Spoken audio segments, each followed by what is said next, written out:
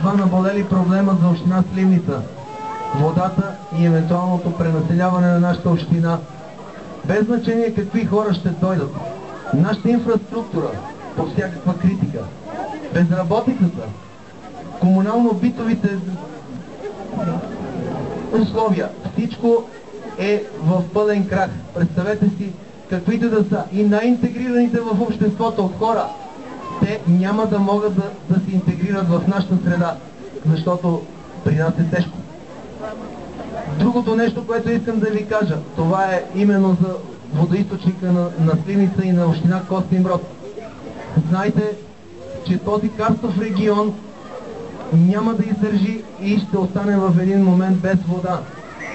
Апетитите са голями, защото варовика тук е качествен.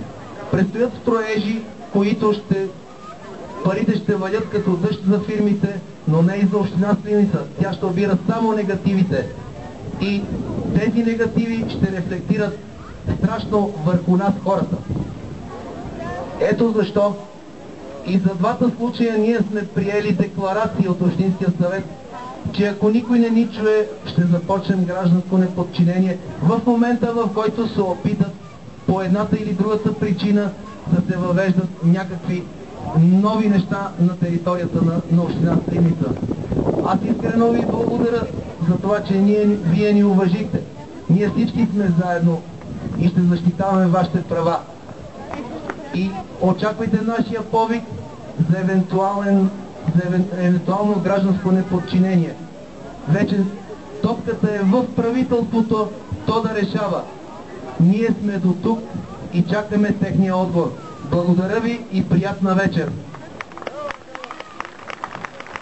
И последно, само като за финал да кажа, че действително тази концесия, която е отдадена, може да изиграе много лоша роля за община Сливница, т.е. за водоснабдяването на Сливница и двете общини и евентуално решението на правителството тук да бъдат докарани роми. Ще бъде изпратено писмо от мое име с декларацията, която беше приета днес от Общински съвет до председател на Общински съвет, до Министерски съвет, до Народното събрание и до премиера.